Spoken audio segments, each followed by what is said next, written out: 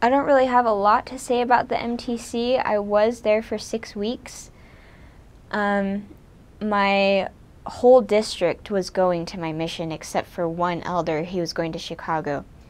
But I was in a trio with 2 other sister missionaries, and then there were, I think, 6 elders in there.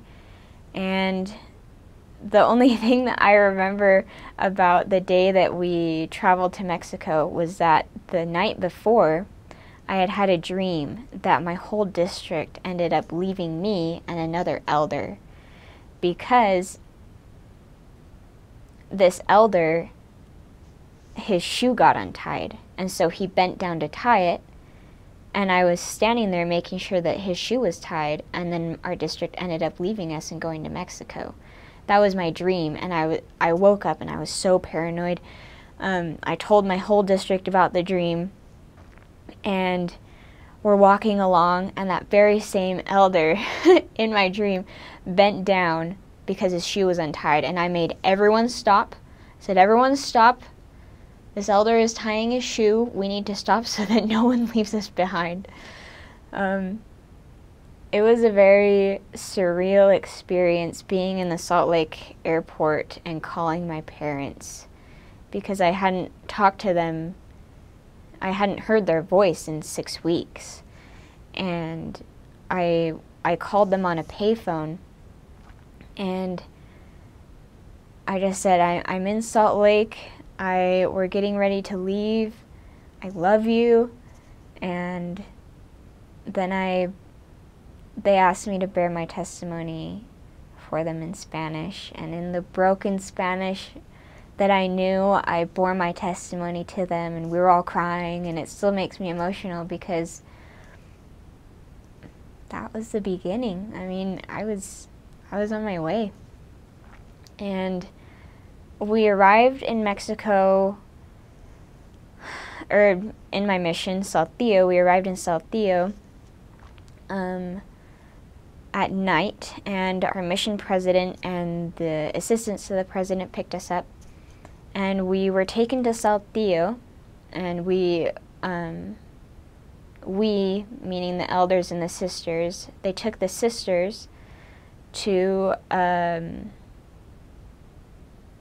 house where the other sister missionaries were staying, and I just remember the houses there that you stay in, the houses that missionaries stay in, they're relatively empty. You don't really have a lot of furniture. You might have a chair, you might have a table, but you're not there most of the day. So usually you'll only have a small table where you sit, plan.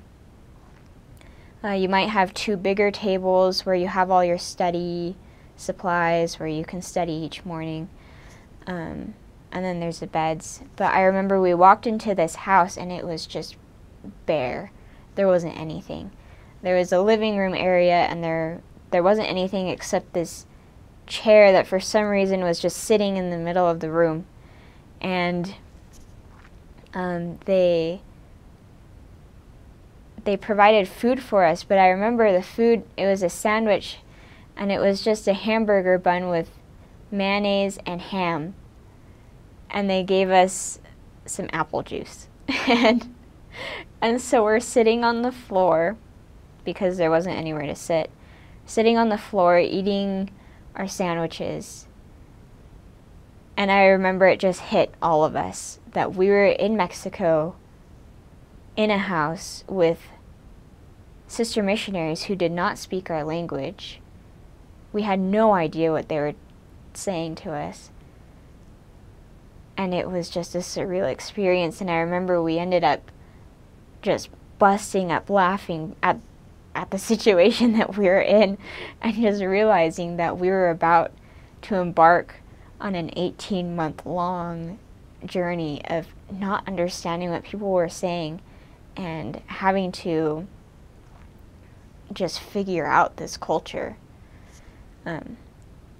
When the next day, when we went to go get paired up with our trainers, Before that, they give us food and we eat. And I remember there were 3 sister missionaries that were going to be our trainers. And so we're all standing outside. My companions and I were standing in a little circle, and then the other 3 sisters are standing in a circle over there because they didn't speak English, we didn't speak Spanish. And the mission president came up to us, Presidente Rodriguez, and he didn't speak any English. And he came up to us and he said, to this, I mean, it must have been the gift of tongues because we had no idea what he was saying, but we somehow understood. And he said, try to figure out who your trainer is going to be. And we're like, well, how do we figure it out? And he's like, just look at them in the eyes. The eyes will tell you. And then he just walked away. And I remember looking into the eyes of one of the sisters and thinking, oh, she's going to be my trainer. And then she didn't end up being my trainer. My trainer was Hermana Peñaranda, and she was from Colombia. And she was amazing. She treated me so well and helped me out so much. I was very fortunate. I did not have culture shock. I adapted very well to the culture in Mexico, and it was basically just from then on, you just got into the work. You started learning the language, learning the lessons, learning how to talk to people, and learning how to be a missionary.